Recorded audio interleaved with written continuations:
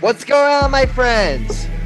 Welcome to episode 37 of the Get Your Game On podcast, bringing you the hot takes, latest stories, and spicy picks surrounding New York, New Jersey, Philadelphia, national, and international sports. Hosted by yours truly and Grassani. Join us now around by Michael M, Alex Reich, and Chris Kern. You can listen to the podcast right now on SoundCloud, Apple Podcasts, Spotify, Google Podcasts, and YouTube. Also be sure to follow us on Twitter at Get Your Game On P. With all that said, it's time to get your game on.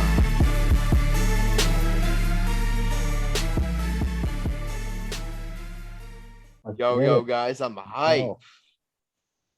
From the shit, we got if you guys notice, I've had more energy in that intro than usual because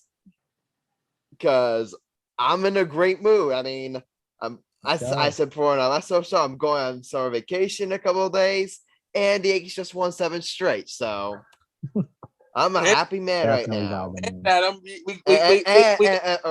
All right, and we are so excited to welcome back after I just checked 14 episode hiatus. We are so happy to welcome back on the podcast. Drum roll, please. Chris Kern. Chris, welcome back on the show, my friend. Thank you. We missed you. It was very good to be back. Missed you guys too. Definitely looking forward to getting into these topics and talking sports again. I mean, if you want to talk about your experience working a summer job, you can. Like, if you want. It's all good. Just a good summer. Kind of just getting away from everything. Just getting to teach your kids and just have a good time. Then kind of just take a break from everything. But definitely glad to be back. Looking forward to watching some more sports and just chatting up with you guys. Yeah, definitely. And just so you know, I'm definitely looking forward to you, which I'm sure you're gonna do, putting Michael on the spot here a couple of times. I'm looking forward to that. What? Yo, Chris, we're gonna go to head to head. We gotta give the people what they want, baby. Oh, when the Cowboys and the Chiefs play each other. Oh man, I'm hoping to be at that game in Arrowhead. FaceTime Mike from Arrowhead after that beatdown. You buy me an extra ticket, baby. I'm flying down to Kansas, dude. Baby. I wear all my cowboy gear. Alex knows I got cowboy underwear. So, ladies, if you want to have your fantasy, Big Mike got some cowboy underwear. We don't need that image. Let's just move on. TMI. All right, we're gonna start the show off with some baseball. Where we starting on? I mean, Chris, if I'm gonna leave it up to you, we may or may not talk about the Royals. I mean, if you want us to talk about them, I mean, we can, but if you don't want us to talk about them, I don't blame you. I mean, it's been a disappointing stretch of the season. A lot of losing, but I mean, it's mostly expected. It's good to get a series win against the Astros. That always makes me happy. A good series win. We couldn't get the sweep tonight, but you went 3 out of 4 against the Astros. That feels good for any baseball fan. So I'm content now. Are you guys playing? Is Kansas City playing the Phillies this season? I don't think they are. We do not play. I mean, because if you were, I'd be rooting for you guys to sweep them in order just to spite our friend Alex here. Oh wait, Alex, look up the next time the Royals play the Phillies next season. I think it's either next season or the season after that. It might not even be next season. I can pull up the 2022 schedule first. Did they release the 2020 schedule? I don't think they did. I believe they did. Because I know in football, it's every 4 teams plays each other. But not like full, but I thought they had a team. Maybe I saw wrong. Adam, good news about our Yankees, brother. Yeah. Let's get to it. A topic that I am sure that I'm sure our friend Alex here is not happy about, but Michael and myself are thrilled about. The New York Yankees have won 7 straight games. They swept the Boston Red Sox, and as of right now, they are a playoff team. I just want to start off by saying this, and this is like a confession of mine. I've been saying on this podcast over and over again how I did back in like a month ago. Like I said, I didn't think this team was that good. I said I thought they were an average team, and I thought that and I didn't see them like making this time run. I said I didn't think this team would end up like being a playoff team a month ago, and I gotta admit it. I'm gonna come clean. I'm gonna admit I was wrong. This team is definitely a lot better than I had previously given them credit for. I mean, I don't know what to say. I gotta give them credit. I know I've been very critical of them, like in past episodes, like definitely a month ago when things were looking really bad, and that's the thing. Hey, like any like Yankees fan out there that is gonna get on like certain parts of the fan base for like being disappointed, a month ago, like I think it was perfectly reasonable for Yankee fans to be critical of the team, like with the way they're playing back then. They were playing terrible baseball. They were literally a 500 baseball team, and this was a team that in the beginning of the year we all said like we thought could we all expected to at least get to the World Series. Like that was the expectations for this team coming to the season. So I feel like Yankee fans were like justified in their frustration. But at the end of the day, I gotta give them credit. They've been playing so much better baseball. I mean, when you look at Aaron Judge, like he's like still doing his thing. That's the thing. Like, if you look at the Yankees statistics, I don't know if you guys look at this. At their statistics, they're mostly the same as the first half. So offensively, like they still have their issues, but here's the one big difference. Chris, Alex, I brought this up during last week's episode with Max. Check out this stat I had. In the first half of the year, do you know how many stolen bases the Yankees had? They had 20 stolen bases, last in baseball. In the second half of the season, they currently lead the major league stolen bases. So that's the thing. Like this, and you watch them every day. They're getting big hits. They're not just sitting back and waiting on the home run anymore. They still do hit their fair share of home runs, but here's the thing: their offense is at a point now where they don't necessarily have to hit the home run or score runs. I think that was a big problem for them in the first half. Their mentality, offensively was just waiting for the home run, and when they ended up not hitting the home run, like their offense like stagnated. Now that they're starting to not like just they're starting to like expand their horizons. They're starting to steal more bases. They're not like just like looking to hit the ball 500 feet. They're playing a better brand of baseball. And again, before I gotta give Brian Cashman a lot of credit. Like you guys know, I've been very critical of him. I mean, Chris, I'm sure you kept up with the MLB trade deadline. Those deals for Joey Gallo and Anthony Rizzo are doing wonders for this Yankees team. 100%. Those were big time pay cuts. A lot of contenders make big time deals, and the Yankees need these moves to become a contender. Yeah, because that was another big problem. They were way too right-handed. Like pretty much their best left-handed bat was Aaron Hicks, who's out for the season.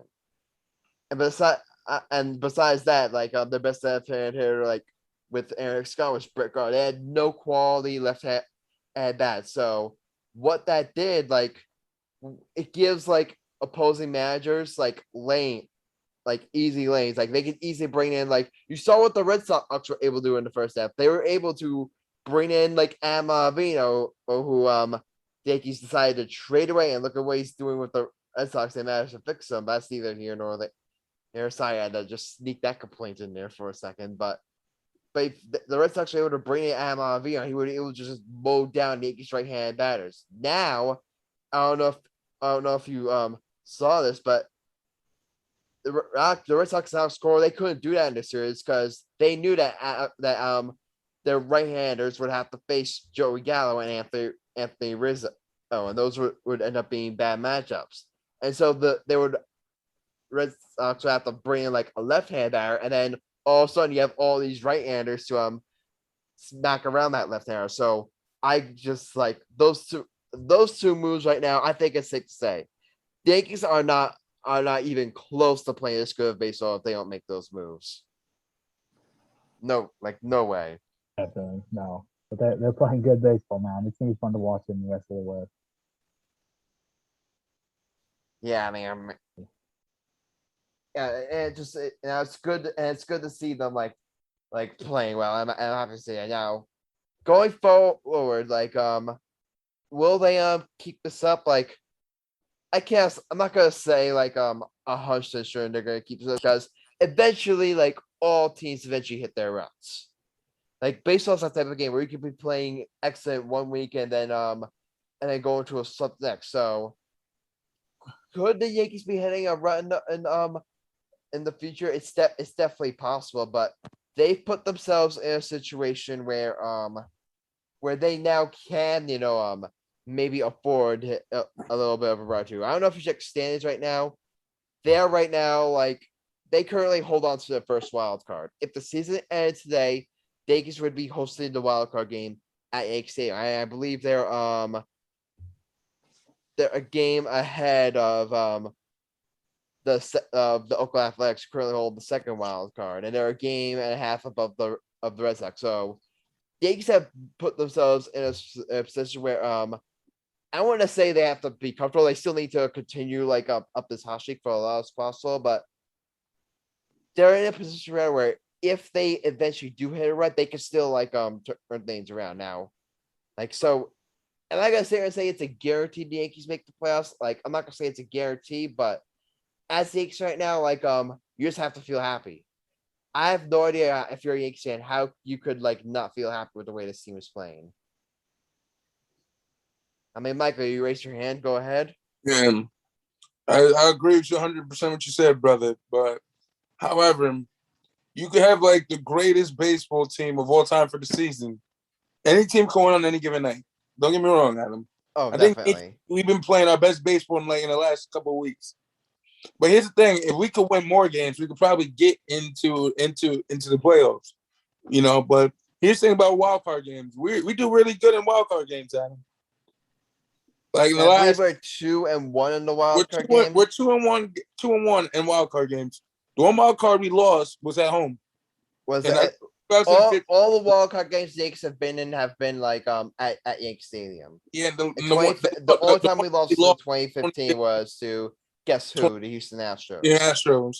And I remember because me and Alex we were at TCNJ in 2016. I think this was 2017, right, Alex? We watched all the Yankee games together. And then I remember one time, me and Alex were watching the Yankee game at my house. It was Yankees vs. Twins, Game 3. And Alex was nervous. Remember that day, Boogie? We watched the game at my house. Sleep. You crashed at my crib for the night. And Alex was like, "Yo, Mike, I don't know about your Yankees, man. They ain't gonna win." So I told Alex, look at the scoreboard. At the end of the game, he got so tight. But all joking aside, Adam, I'm not worried if we get to the wild card game. I'm not worried. You know what I mean? I'm just worried to who we face. Who's the number one seed in MLB right now? Who's the number one seed in the American League? The number one seed in general. Number one seed. Let me check. Is it the Angels? No, it's not the Angels. Give me a break, Michael. The Angels are 62-61. Michael, that was a horrible guess. I was just joking. I don't watch baseball like that. Okay. Playoffs. All right, right now, in the American League is the Tampa Bay Rays. Okay, Tampa Bay Rays. Here's the thing, and that's another thing. For as well as the Yankees have played, the Tampa Bay Rays have played just as well. I believe they're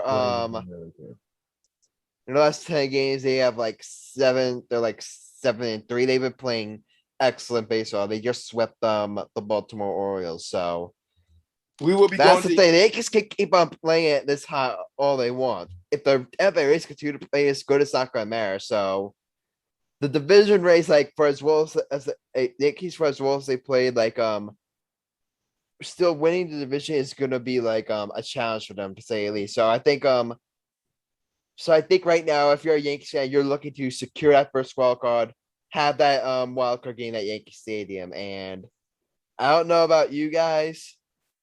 I hope and pray that we get a Yankees Red Sox wild card game. Oh my God, that would be awesome, brother. There may be fights, That would be special. That would be insane. No, bro. but Adam, for the guy, I got another good one.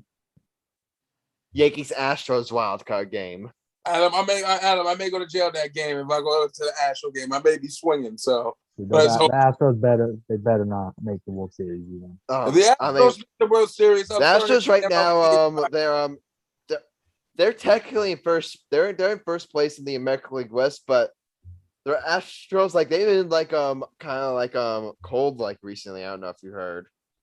Yeah. The Royals did their part. I mean, Chris, you should know. You guys just swept them. Yeah. Almost swept them. We lost in Expos tonight. But we got 3 out of 4. Not too shabby. And it's on the rest of their opponents to do the same. Let's knock Chris, we all know how you feel about the Astros, so that must have felt good. It feels, I mean, if Carlos Correa fields that ground ball against the Royals and doesn't commit the error, the Astros might never cheat. And the Royals aren't the champions. Fuck the Astros. To all the people on our podcast, let's give the middle fingers up to the Astros. Because the Astros, we don't like you at Get Your Game On podcast. We don't like you here. We don't support your business here. So go yourself with a big giant deal. Right. Thank you. But the Astros, they won 4 straight being the Rockies and the Angels, but now they lost. But then they lost that last game to the Angels. They just lost 3 out of 4 to the Royals. They lost 3 out of 4 to the Twins. So they've been in a little bit of a rut here. So I would not be if you look at the way Oakland is playing right now. They're still in the race. I would not be shocked if the Oakland A's also took back the division. I could definitely see that happening as well.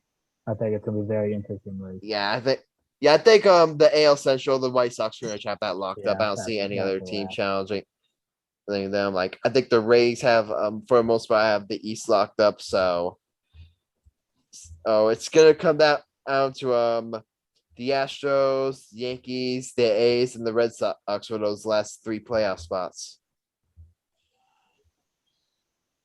How far behind are the Blue Jays right now? That second wild card. You can't necessarily count out the Blue Jays. It's just that I just think No, I definitely agree. I think the Blue Jays are good. I think the other teams in the American League are better. That's all. I definitely agree. Yeah, I definitely think so. What was I gonna say again? But we've also got to talk about. We got to talk about the National League right here, and what was I gonna?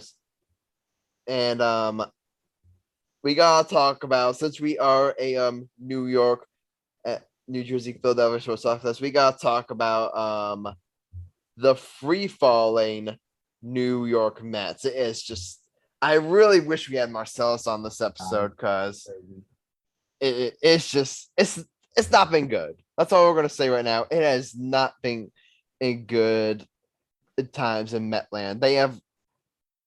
They just got swept by the Dodgers. They got swept by the Phillies. They lost 3 out of 4 to the lowly Marlins. They have just been playing terrible baseball. And I said it at the time. I didn't see this kind. I didn't see the Mets playing this bad. But even if you looked back when back I don't know, a month ago, when the Yankees were struggling and the Mets were playing good, they pretty much had the same record. The only difference was that the Yankees were in a much tougher division, and the Mets were in at the time a very weak division. But ever since then, we've seen the Phillies are playing much better baseball, and the Braves who were struggling a bit to start the year. The Braves have finally started to figure it out, and now they're in the lead in the National League East. So I I think that kind of like I think teams like the Braves and the Phillies, they kind of hit the Mets like in like you know where like they kind of gave them a kick in the Mets like you know where. So I mean, it's just like I'm not a Mets fan, so I don't watch them every day. So I wish we had Marcellus on to give his take, but it's just been ugly baseball that's been playing like in Queens. I mean, Alex, go ahead. Let me get this straight. Did you just say the Phillies are playing better? They just got swept by the crap ass D-backs. I meant before this series, all right. But Oh my God! Has Alex said something about wrong? Said something mean about the Phillies? Oh, wait. Alex is with this series. This was one that yeah, you but would I mean, the Phillies are in a kind of bit of a rut right now. But even then, before that, they like swept the Nationals and they swept the Mets. Like they went on like a 7-game winning streak. So I think that's what I'm talking about with them playing them playing better baseball. But Alex, I appreciate you correcting me there. But you get my point. Honestly, like the teams like the Braves, like with the one the Braves have been they've kind of like given the Mets like kind of like a scare, if you know what I mean. Oh, I was about to say, honestly, in my mind, I see Atlanta winning the division. I mean, right now it's starting to look that way. I mean, but here's the thing, like, Alex, I'm going to talk about your Phillies here for a second. I mean, after that type of a run, like after that type of a run, if you look at how poorly the Mets have been playing and then you just won 7 straight, I mean, you got to capitalize on that, man. Your team has to like capitalize on that and try to make and try to make a race out of it, you know. But yeah, this stretch for the Phillies has just not been fun. Go ahead, Alex. So starting tomorrow, the Phillies start a 3-game set at Petco Park against the Padres. Honestly, if you're the Phillies and you're facing the Padres, my mentality going to that series would be just don't get swept. You just don't get swept because the Padres are like are obviously a really good team. Even worse to add, after the Padres, Tampa Bay comes to Philly to play the Phillies for 2 games. Yeah, Phillies have a very tough schedule. And that's what makes like this past series against the Arizona like so much worse. That was your chance to really like kind of like get bad then like before you have to face these tough teams. And then after that you have Arizona at home. If you guys don't win at least 3 out of 4 in that series, like just so you know, you're not gonna want to hear from me, Alex. Just so you know, Alex, my friend, if you guys don't take at least 3 out of 4 in that series, you are not gonna like what I have to say. Who they play against? Arizona.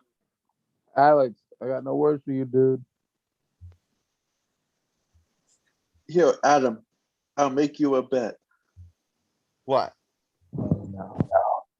If the Phillies win 3 out of the 4 games, I can talk Phillies baseball that Thursday.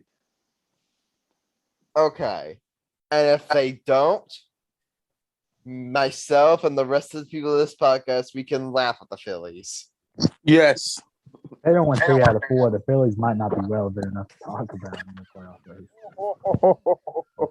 I mean, Alex, that's Chris, we like- love having you back, man. I love having you But for real, back. though, they have to get 3 out of 4 now. That's massive. I mean, at least they get home field advantage with that series. Scary, yeah. Yeah, but Alex, do you agree to the terms of that bet? Yes. Okay, so When does the series take place? it takes place I believe next week. Starting next Thursday, I think. Next Thursday. Yeah. Oh, good. And the series ends that Sunday. I see. So yeah, Oh. I mean, To give you a little preview of the pitching matchup for next Thursday, it's Zach Gallen against Matt Moore. wow. Zach Gallen is 1-7. So it's going to be interesting to see how that game goes. Yeah. I'm checking the MLB standings right now, and guys, it just came to my attention. I don't know if you guys agree. Has there ever been a more OP division in baseball than the NL West? I mean, That's obviously we all knew insane. the Dodgers and the Padres were going to Yeah. be good, but look at the Giants, man.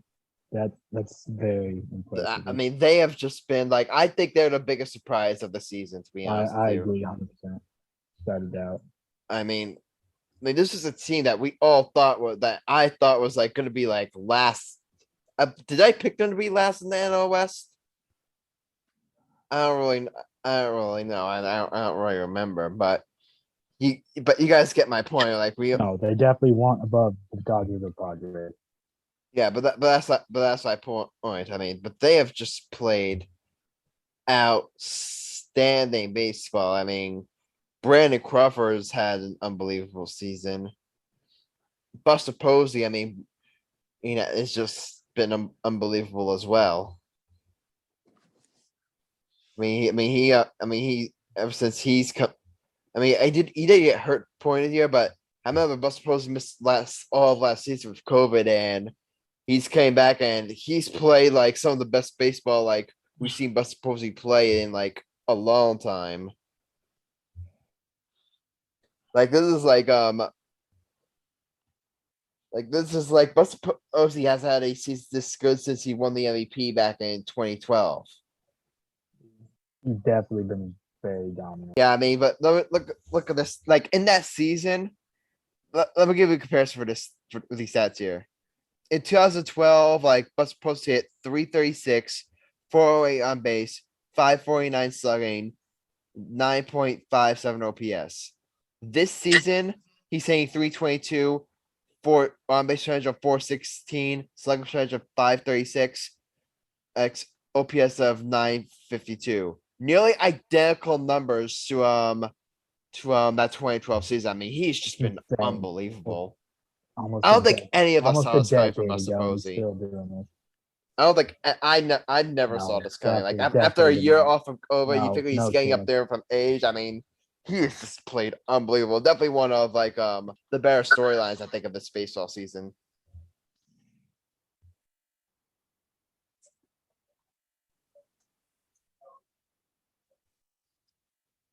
But yeah, the Giants have just been unbelievable. I mean, obviously the Dodgers have just been like the Dodgers and the Padres. They've been and the Padres have definitely like been like really solid as well. I forgot to mention this with the Mets. I don't know if you guys heard Steve Cohen had to say. He literally like went on Twitter during the game and basically ripped the team, which honestly like and the Yankees had a similar situation with I believe Luke Voigt where I don't know if you guys heard Luke Voigt like basically said like with Anthony Rizzo coming back, he said like I feel like I deserve to play like and here's what I'm gonna say. I don't necessarily have a problem with Luke Voigt like saying to the media, I still think I deserve to play. Like because I get that. Like Luke Voigt is a is a big time player. And he should have confidence in him. He should have that type of confidence. This is a guy who led the majors in home run last season. So I completely understand Voight still wanting to have an everyday role on this team. I completely understand Voight wanting playing time. The only problem I have is that he kind of came off when he was giving that answer. He kind of came off as kind of a me guy. Not that he is a me guy. I'm not accusing of that, but he kind of gave up that attitude. Sure. He's talking about it kind of felt like he was bragging. Is what I was trying to say. I get what he was trying to say. I just felt like he could have worded it better. But yeah, here's what Steve Cohen had to say on Twitter. It's hard to understand how professional hitters can be this unproductive. The best teams have a more disciplined approach. The slogan and OPS numbers don't lie. I mean, Stevie, what are you doing? I can understand a player like Luke Voigt saying what he has to say, because because they're saying he's the one who's he's a player. He's the one who's going out there and playing the game. So I've always had this opinion where when athletes say stuff that maybe they shouldn't say, I'm more willing to give them the benefit of the doubt. With Luke Voigt, because they're the ones that actually go out there and play the game. They're the ones that actually doing things that myself or Chris or Michael or even the owners themselves couldn't do. When you look at Steve Cohen, this is a guy he's a businessman. He's just a guy who's mostly I understand he's heavily invested in the team, but for the most part, he's watching from the sidelines. And you go out there and you're putting your team on blast. I think that's just a bad look for Steve Cohen. Oh, I definitely agree with that. That's definitely not the way you go about any of that.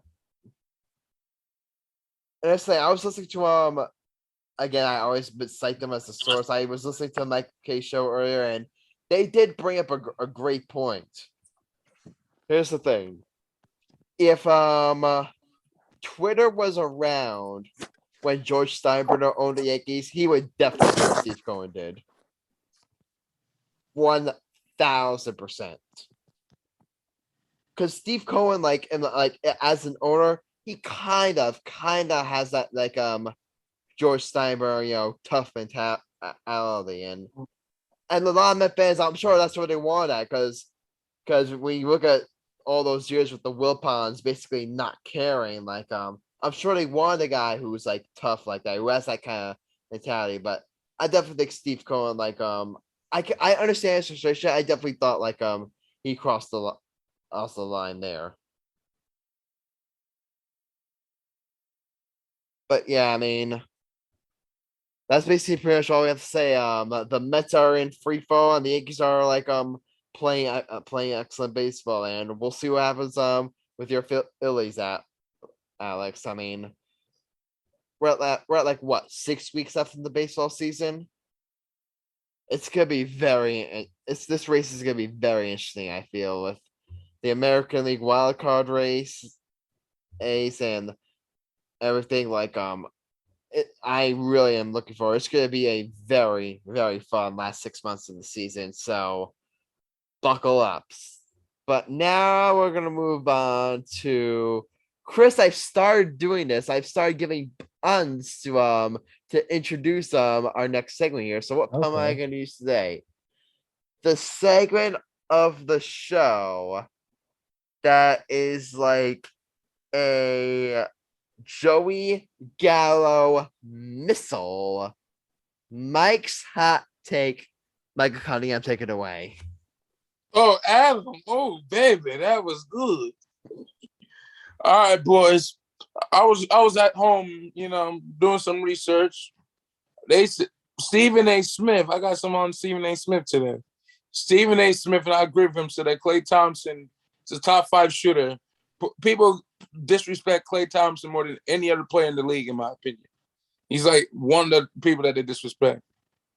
Klay Thompson, besides Kevin Durant, I say Klay Thompson and Steph Curry were the real reason why those Warriors won those back-to-back championships, and they had the 3 championships that year. I'm telling you, Klay Thompson's a shooter. In the league, he's the top 5. If he's healthy, he's one of the greatest shooters. I'm just saying that on the real. Think about it. Klay Thompson, who had, 32 points in one quarter with jump shots only? That's impressive. Hell, I'm saying this, guys, on record, the Warriors may have been fighting. If they get Klay Thompson back, the Warriors are making it to the playoffs, 100%. They almost did it this year. But my Lakers, waxed that ass with it, but that's not the point. The point is, Chris. The Grizzlies wax them, but continue. The Warriors are going to be great this year when they get their big 3 back. You get Curry healthy. You got Green, who sucks, and then you have Klay Thompson. In my opinion, he's a top 5 shooting guard in the league, in my opinion, if he's healthy. He hasn't played in 2 years, but I really, really hope he's still got left in the tank. Think about it, guys. In the 2019 NBA Finals, Game 6, he tore his ACL out, and he still made a free throw with a torn ACL and walked out the arena. That's how much you got to respect his game, his confidence, and his love for the game. Players, we don't see that much. Most players, when they hurt, they're like, no. Kobe had that mentality when he had an Achilles tear in 2013. That made Kobe less explosive. Point is, we don't see that much. You know what I mean, Adam? Michael, I just want to say I completely agree with everything you're saying.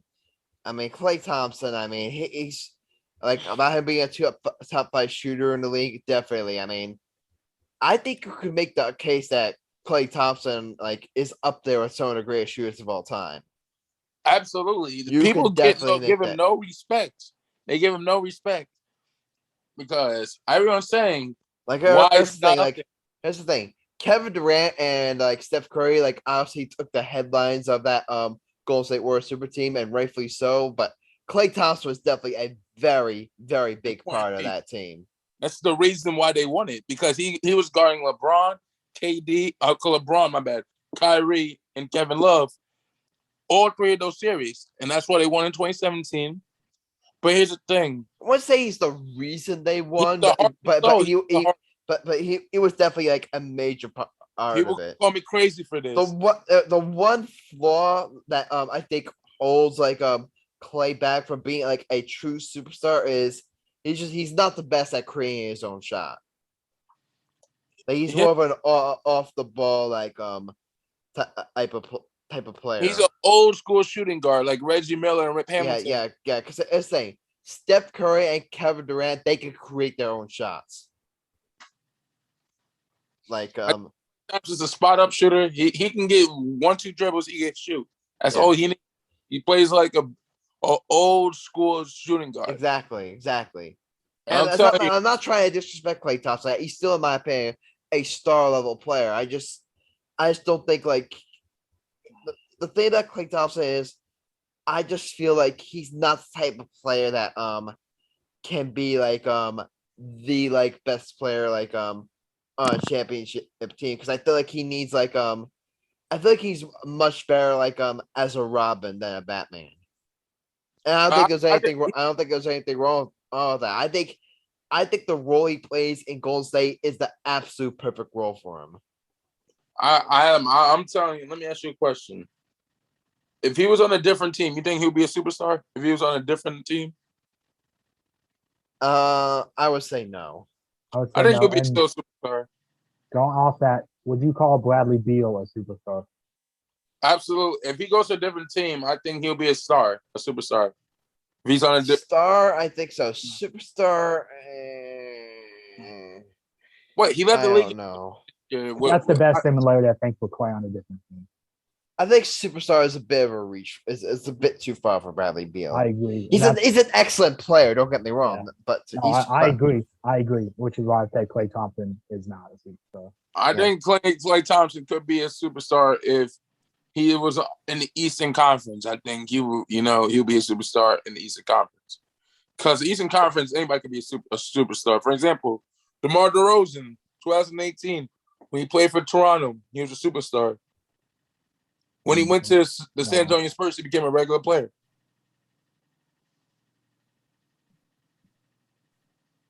Chris look at me like I'm crazy, but I don't agree with that. and I No, love I him. don't agree with that either. DeMar DeRozan, look at his highlights. He was Not a Air superstar. He was a DeMar stud. DeRozan is not a superstar. Superstar is like top 10 at least for me. In my opinion, like super. Sometimes In even my probably opinion, 7. like here's my definition. Like, Probably like everyone, and 7. I understand everyone has their everyone definition of what a superstar is. I think a superstar is the type of player that could be the best player on a championship That's what I was team. about to say. Yep. Okay. Obviously, there's some exceptions to that. I mean, Exactly. there are some exceptions to that, basically- but No, I agree with that. but you get what I'm saying. Like, I'll say there's about I think 7 or your 8. James Thompson Harden's Phillips like was a superstar on his yeah. team Yeah. when they won the championships with the Pistons in 04. They had one superstar, and he was their defensive superstar, which was Ben Wallace. And they had Rasheed Wallace, who was an all-star. Chauncey Billups wasn't a superstar on that 2014 when they beat the No. Lakers. No, they're definitely one of the exceptions. You have They're to have a the- lot that of stars. Like a defense. lot of stars if you don't have a superstar. Or you're Here's the tough. thing, you can have a great role players and then have Yeah. one star to Yeah. win a championship. That's how I used to do in 04. I'm telling you. A team but I agree with Chris. Every team had a superstar to win a championship. Yeah, You ain't wrong. But Well, no, one year they they didn't. might be the last team that didn't. yeah. Like, there's a few teams that didn't win championships. Oh, wait, I'm trying to think. Hold up. 2000, the Lakers had superstars. 01, 02, 03. 03, the Spurs had superstars. 4, 05. 2006, they had Dwayne Wade, where he was coming into a superstar. 08, they had Garnett, Pierce. 09, the Lakers. 2010, Lakers. 2011, they had Dirk. 2012, 13, 14, Spurs. 15, 16, 17, 18. No, you're right. No, I can't remember. No, like It's hard to hard to it's remember. crazy, yeah. Wait, It's like late 80s was Bird. It was Bird and Magic in the 80s winning. yeah, like it's crazy. It's like I don't know. The Spurs when they won like 15, you might not say they had a superstar, but Yeah. they had like 5 All-Star guys, so that's not it. They were I just got a question for all you guys. Alex, Yeah. chip in if you want to do this. What is the best era in the NBA for contact that you can get away with? I It's for think all you. I'm gonna guess. I say the 1980s. The 80s and 90s were the 80s and toughest 90s, era to yeah. play. Yeah, Alex, I would get. I talking. mean, you know more about that stuff than I do, Michael. Okay, like you're better with NBA history than I am, but I would assume like in the 1980s. Yeah. Because you guys ever heard the Bad Boys? My dad, who was a Bad Boy fan, they had this thing called Jordan Rules. Yeah. Like, I mean, who hasn't heard about the Bad Boy Pistons? the Bad Boy Pistons. Yo, Chris, let me ask you a question. What team you will not want to face? The Bad Boy Pistons or the 95-96 Bulls? You're coming out the tunnel. You're playing one of them. What team you don't want to play? The Bad Boys or the 95 Bulls? I mean, I'd rather play neither. You got to pick Right. one. I mean, You're a rookie player coming out of both Rookie, league. I'd rather play the Bulls. Get You rather play lucky, the Alex? How about you? go against MJ, not get bullied for 48 minutes. I mean, MJ would bully you, but Alex, you're not going to talk. You're going to be. I would definitely have to go with Chicago. Adam, how about you? Probably Chicago. I want to face the Pistons. You kidding me? I don't want to face the Pistons. You kidding me? You I had don't want to Isaiah Thomas. You had Bill Lambert clotheslining you in midair. Oh, Dennis Rodman, who was a lunatic, coming into a lunatic. You had Isaiah Thomas probably throwing elbows at you. I do not want to face the Pistons. Bro, I saw Michael Jordan get beat the heck up by them. yeah. You got it? No? All right, face Jordan. Mike, have you seen the Malice in the Palace documentary yet? The first Oh, my episode? I saw that, dude. I watched the first episode. I don't know if the second one's out yet, but I don't want to watch Ron Artest. That's the one player I go against. Oh man. that really ticked me off. And then I saw Isaiah Thomas said if he was still the Pacers coach, that wouldn't have happened. And I lost. I was like, that's just false. He would have made that work if he was their coach. He would have talked so much trash, hyping that up. Isaiah Thomas would not have kept that team in check.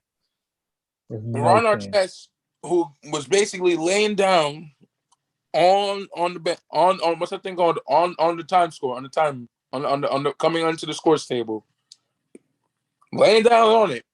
A fan who I believe who later on in this Ron Artest had a documentary, so the fan was recovered as an alcoholic through a drink. However, I think in the NBA, you should not allow fans to do that. I know fans, they want to heckle and joke with the star players, like to get in their heads a little bit. That's one thing. Yeah, that's heckling is one thing. You do not throw stuff at people. You do not throw shit on the court. That's clearly crossing the line.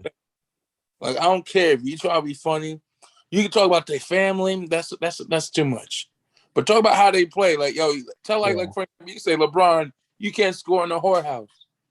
Like that. I mean, that type of stuff. That's one thing. I mean, throwing stuff at people. I told you guys before. I told you guys this story before. I mean, Chris, I just told you for the first time off the air the story at the Jackals game where a fan fans are pouring beer into the opposing team's dugout, and it caused like a big brawl, and that's something that as fans you should know what lines not to cross, and you just don't do stuff like that. No.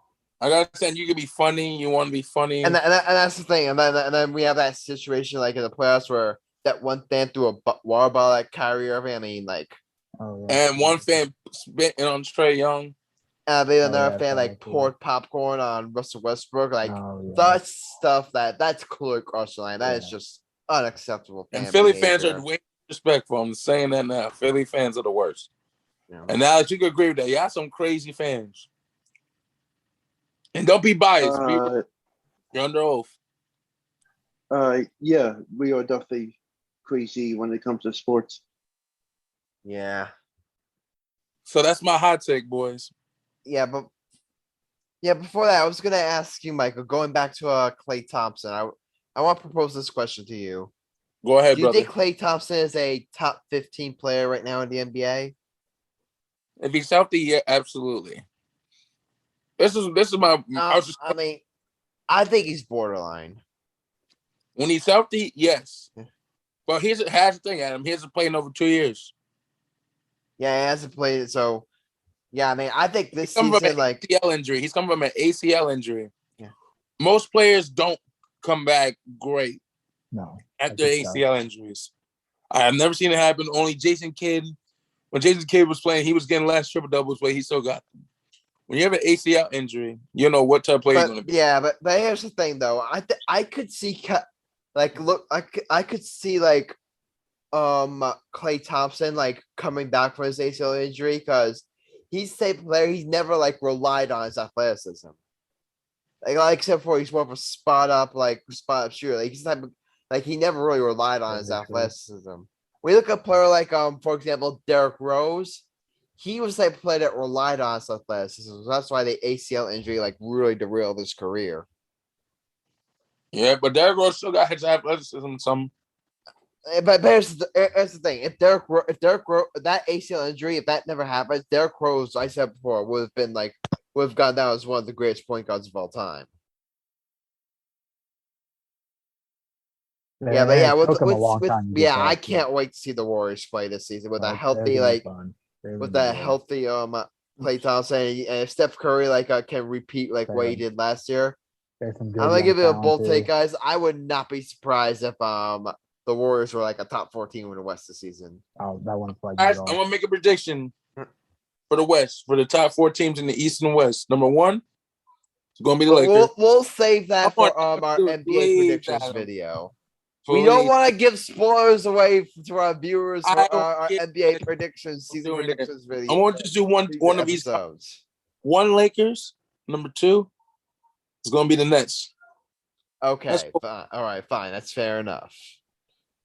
Yeah, Michael, excellent hot take. I mean, do you guys want to vote on it or not? I approve. It was a great hot take. I didn't like the Draymond Green slander in the beginning. What's wrong with Draymond Green's over? He's a stud. He overrated. That's a different story.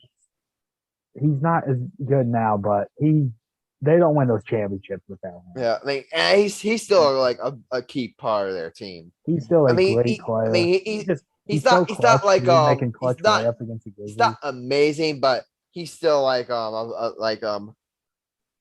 like if the Warriors like do make a resurgence this season, he's gonna be like a big reason why. Oh, for sure. He'll be way better playing. Yeah. But yeah, I'm glad he can't make layups though. The one game, so Yeah. I'm happy for him. Other than He that, no don't have slander. layups. All right, guys. So since as I said before, we're not gonna have an episode last week, as I said before, your boys going on summer vacation. So And you're also so by that point, our next episode would be up like at the end of August, and at that point, I believe the college football season would have already started. So guess Alex, what, guys? We're gonna College preview. We're gonna game start talking college football right now, and preview this upcoming season. So Adam, I mean, hold up, Adam. Before we start, me and Alex will do our usual chant. But Alex, the college game day chant we used to do. You gotta say it with me for all times, Alex. Come on, give people the college game day. College game day. All right, now we got that's what me and Alex usually do. all right, guys. I mean, I guess I'm leaving. Chris, you know what? Since we have Chris back on this episode, he's the college expert around here. So you know what, Chris, my friend, the floor is yours. If you want to talk if we want to start breaking down some college football season. Okay, I mean, I'm just excited. It's almost college football season. I love college football. It's always I just remember waking up Saturday mornings, watching college game day, just getting hyped. No, well, college football all day long. That's nothing like it. But yeah, it's gonna be a crazy season.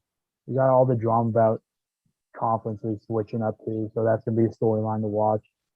If this actually is the last year of the Big 12, Oklahoma, Texas, are they dipping? This is the last year they play for that title, so that'll be interesting. But I mean, the big thing is we got a big matchup early. We're gonna find the exact date, but we got Oregon, Ohio State, we got Clemson and Georgia early on in the season. So like there's some big time games to start the season that I'm super, super excited for. I'm trying to find the exact date for Clemson, Georgia on my phone, but like there's the main thing is, I mean, can anybody beat Alabama?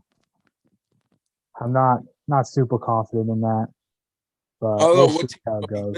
Yeah, what team's going to be good? Clemson, Georgia, they play so Saturday, August 4th. Is that that'll be college game day? Number 5. Where's college game is going to be located this year? It has to be that game.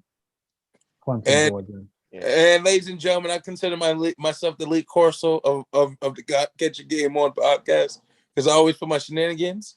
So Lee Corso from Get Your Game On. So I interrupt you, Big Chris. We love you. Get Your Game On. We love Desmond.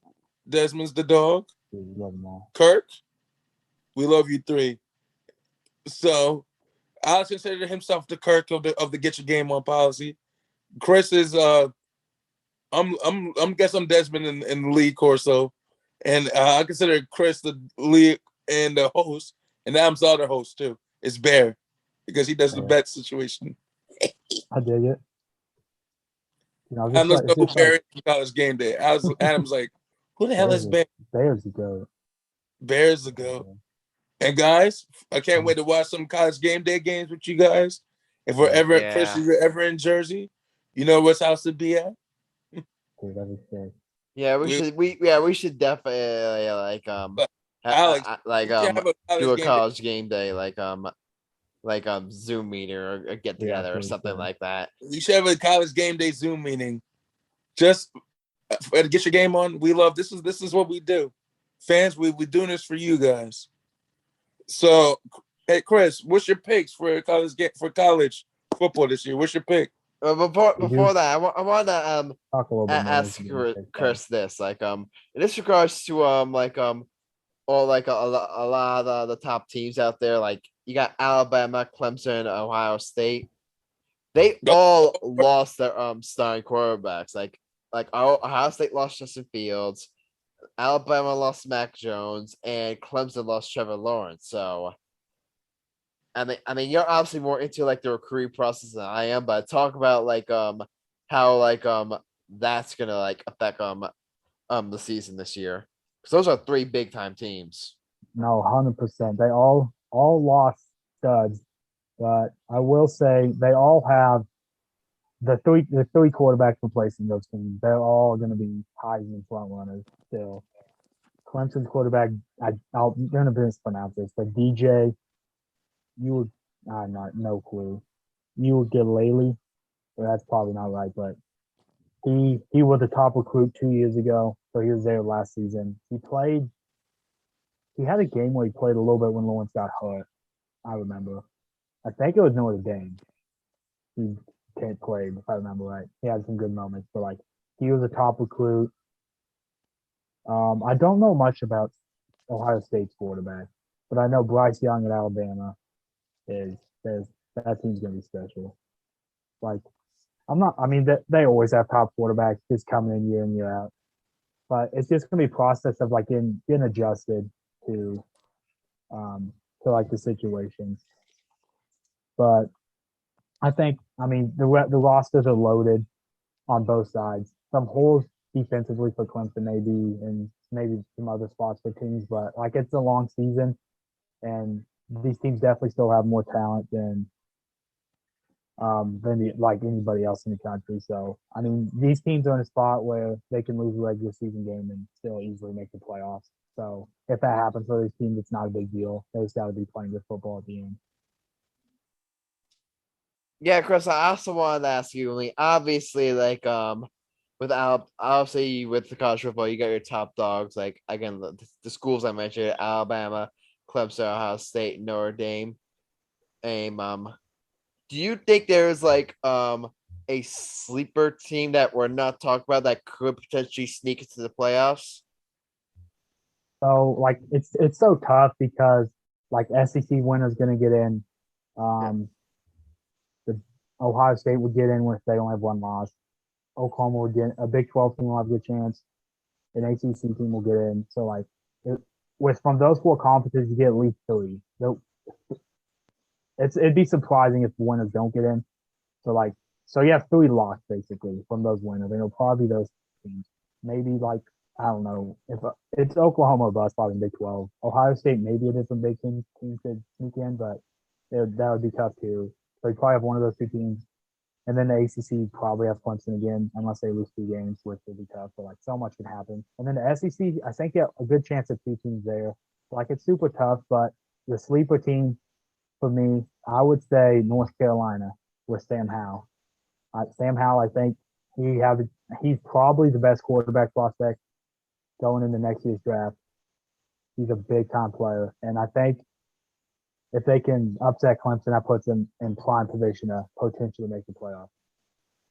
And I think North Carolina is a team to watch. It's a big sleeper.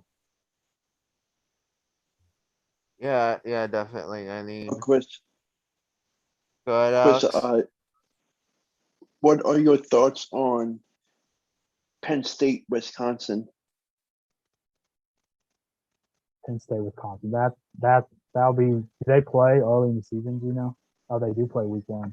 Ooh, Saturday morning kickoff. That's gonna be epic. Let's go. Oh man, I did not know they played week one. That's one thing. There's so many good week one games. Like more conference battles. Week one. Big Ten. I think Big Ten's doing a lot of. I don't know if they're exclusively conference, but they have a lot of conference.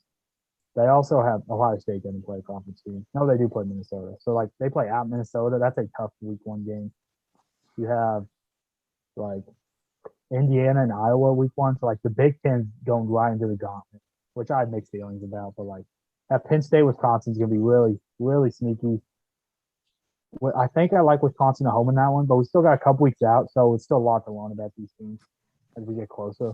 Like it's gonna be insane to see all these big matches week one. Cause like that's what the fans want. Because usually we get a good out of conference game or two, like Clemson, Georgia. We usually have mostly matchup like that early on season. Usually not that exciting, but like a big matchup like that. But like we have some big, massive Big Ten matchups that like they're gonna be huge down the line. If Wisconsin or Penn State, maybe though they're somewhat sleepers to push for a Big Ten title, like they have to win week one. Like usually you get a chance to walk into things, but like if you lose this week, you have to win out essentially, and that's just super tough. So like these week one matchups in that conference are going to be huge. Speaking of Indiana, they play Iowa that Saturday.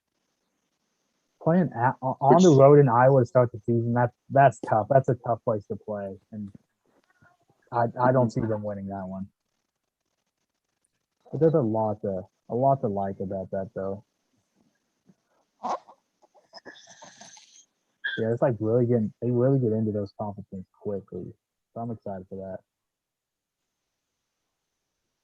Yeah, definitely. I mean, you know what? I wouldn't necessarily say I'm excited for, because in recent years, it's just not been good for us. But Rutgers got nice football. I'm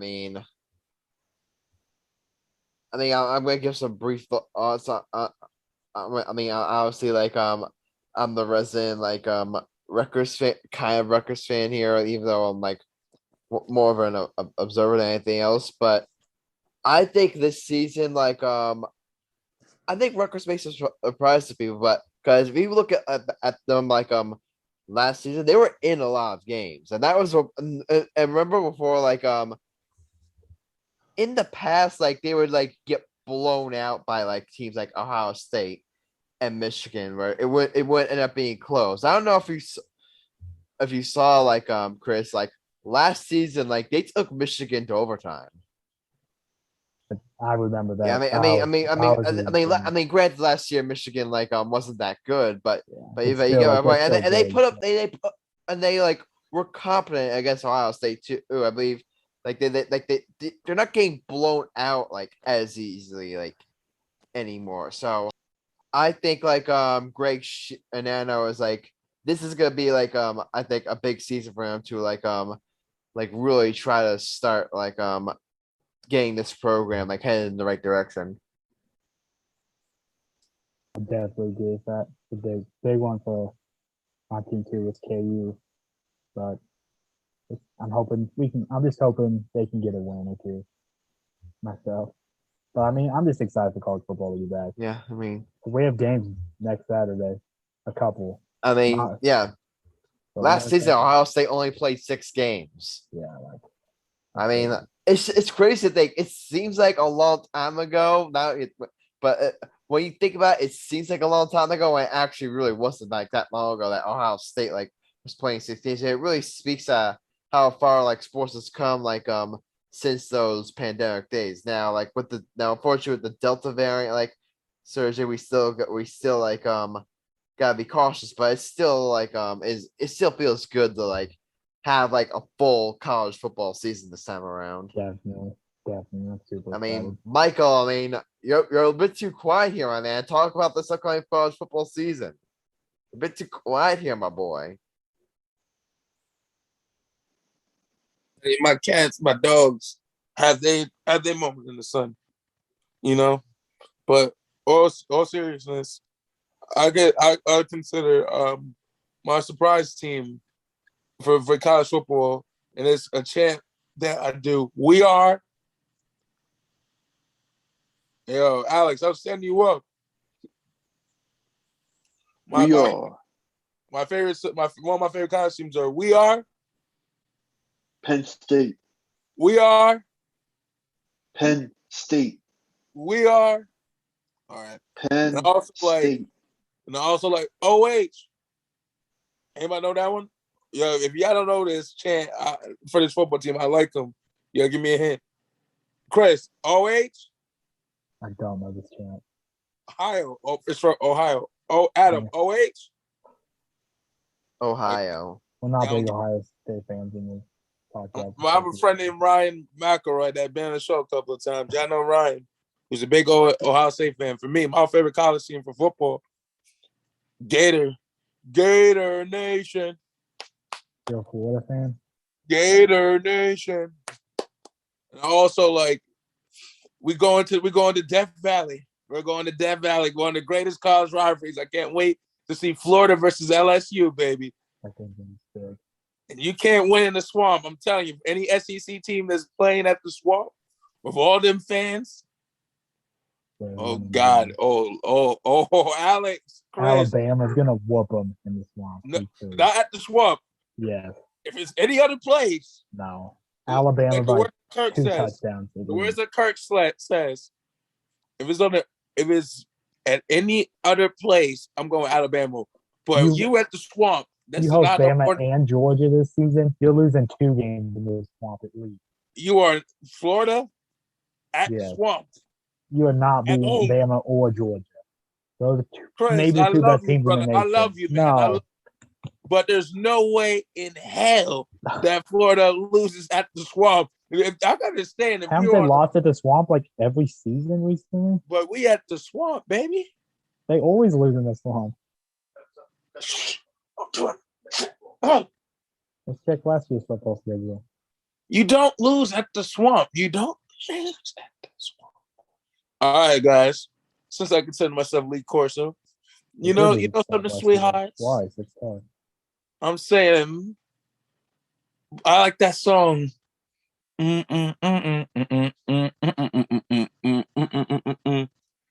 I love to go in the Swamp Nation. And we guys, I got an idea for one episode. We should go to a college football game to get your game on.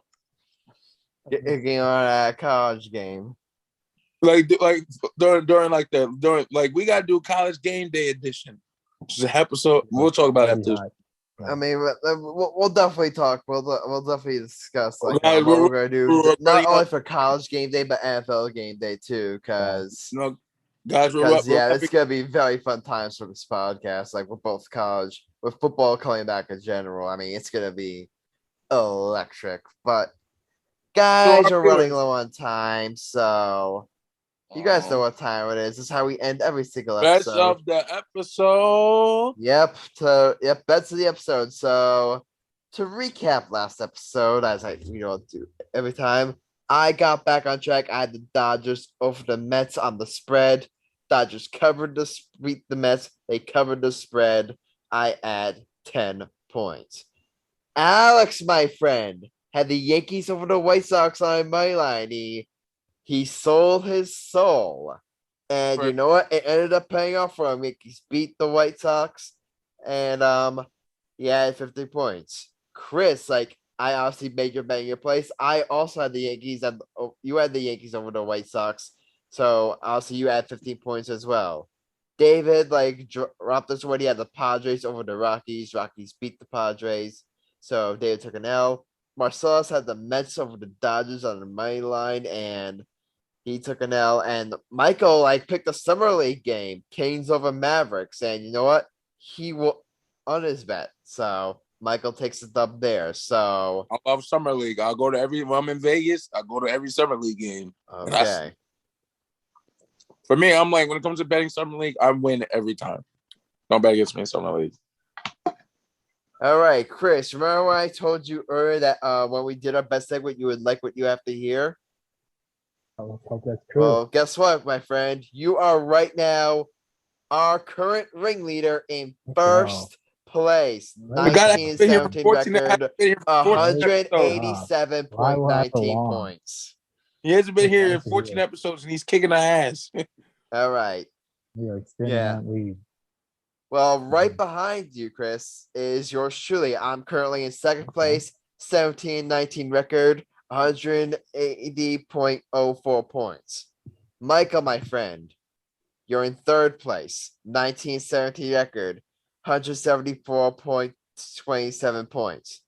Dave's in fourth place, 20-16 record, 143.32 points. Marcellus in fifth place, 20-16 record, 131.26 points. Alex, my friend, remains in last place, 13-23 record, 86.96 points. But I don't know if you guys noticed this, my friends. Alex here is currently on a 3-bet winning streak. He's going to choke. Alex, what do you have to say?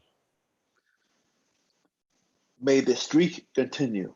Yeah, let's see. Hopefully he can get back in the stands and try and make this interesting here. Start creep up on Marcellus a little bit. Alex, I love you. You're not winning. Yes, I am. All right, buddy. All right. We'll see. All right, guys. I mean, unfortunately we don't have David's bet, so Alex, you're gonna pick for David again, but we do have Marcellus's bet. Marcellus is taking the Dodgers over the Mets on the money line, so Okay. and that's for Friday's game. So I'm gonna go with my again, and you know what? You may accuse me of being unoriginal. You may accuse me of being like redundant, but you know what? I don't really care. Like last time when I picked the Dodgers over the Mets, Max Scherzer was on the mound for the Dodgers. And now I'm looking at Saturday. Dodgers at home against the Mets. Max Scherzer on the mound. Mets in free falling.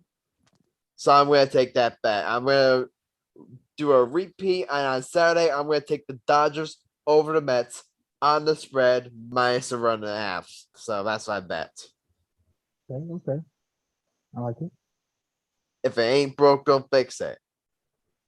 All right. Chris, you remember all times like Michael was like picking the Knicks over and over again, and it ended up working out for him. So you know what? I may as well like do the same a little here. Adam, don't Ain't be broke, using my don't fix strategy. it. Adam, don't be a dick and use my strategy to win. Shame. Hey, if you make a strategy public, then other people can use it. That's the rules when it comes to betting. All right, Chris. All right. Alex, my friend, you're up. Go ahead. I am gonna pick Tampa Bay Rays money line. All right, gotcha. Now do David's bet. All right. Yeah, do David's bet. Okay. I would do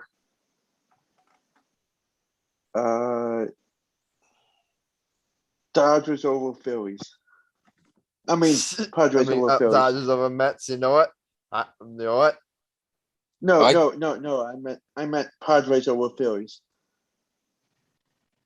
I was considering that for my bet too, because Blake Snell's on the mound against the Phillies, I'm and considering that as well. I mean Blake Snell isn't having a great season, but still, you'd like that matchup. All right, it is first on-air bet in a while. Our ringleader, Chris Kern, go ahead. All right, so I'm definitely going to go with some baseball tonight. And I had a couple options I was thinking of. And I have one I really key in on, and it just turns out that it's going to be a head-to-head matchup against one of the bets that has been placed already. I'm going with the Chicago White Sox money line against the Rays. In a head-to-head versus Alex. Oh, it was not planned, but this was my pick coming in, and we're rolling with it still. We don't back away from the challenge. That's a great matchup too, White Sox and Rays. It is a big matchup. I was just looking, what's the best matchup I like, and I was just like, I just want to pick one of them. Yeah, we're definitely going to be locked into that one. That's going to be great. All right, last up, Michael Cunningham. Go ahead. I'm in third place, right, sweetheart? You're in third place, yeah. Okay, I got. You are currently you're currently less than 6 points behind me, and you're about 13 points behind Chris. You know, I'm gonna go with the Yankees against the Twins. I'm gonna do a same game parlay with DJ LeMahieu getting me one hit. That's actually not that bad. That's actually creative there. I like that. Yeah. Because I know DJ LeMahieu can hit the ball for me. So I mean, DJ LeMahieu's not having a great season, but for him to get a hit and for the Yankees to beat the Twins, which we all know how the Yankees always crush the Twins, that's definitely Michael, that's creative thinking on your part. I like that. I always had a big brain. I just never used it. I thought one year I would take the bet, but I was like, you know what? I'll take it. All right. That's all for our bets, and that's all for this episode. So as I said before, no episodes next week because again, your boy will be going on summer vacation. I'm really looking forward to.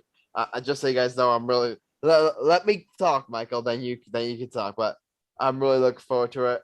Or like me and my family, we go there every single year. I mean, like we go there, Ocean City, Maryland, Carousel Hotel. I mean, it is just. It is just like an amazing time, and I will talk a little bit about it, like during the beginning of our next episode. But yeah, I'm just really looking forward to it. I mean, Michael, you could go now. I'm about to go to Atlanta from next Thursday to Monday, so I'll be off the show. So yeah, Michael will not be on our next episode, but Chris, we expect to have Chris on for that episode. Oh yeah. All right, and Alex, like, will probably be on, and we may or may not, and who knows, we may decide to bring a guest on at that point. I mean, definitely. Again, Chris, we are so excited to have you back on the podcast. We are glad. We're glad you enjoyed your time at your during your summer job. But You mean at Jesus camp? Again, Yes, but again, we're so excited to have you back on. And it was so fun. Again, I said before, it was so fun having you on the podcast and having you back and having all these great times. I mean, exciting times to get your game on podcast family. All right. So, anyone have any final thoughts? All right. That's it. This has been episode 37 of the Game On Podcast with yours truly, and Grassani, Michael Cunningham, Alex Reich, and Chris Kern. If you like what you heard, leave a like and follow or subscribe to the podcast. Also, if you want to join the conversation, drop a comment or review, and we may feature it in a future episode. Remember, my friends, don't assume your juice is just fancy. If you can imagine a world, believe in it, and dive in. See you next time, and until then, stay lit. And we're out.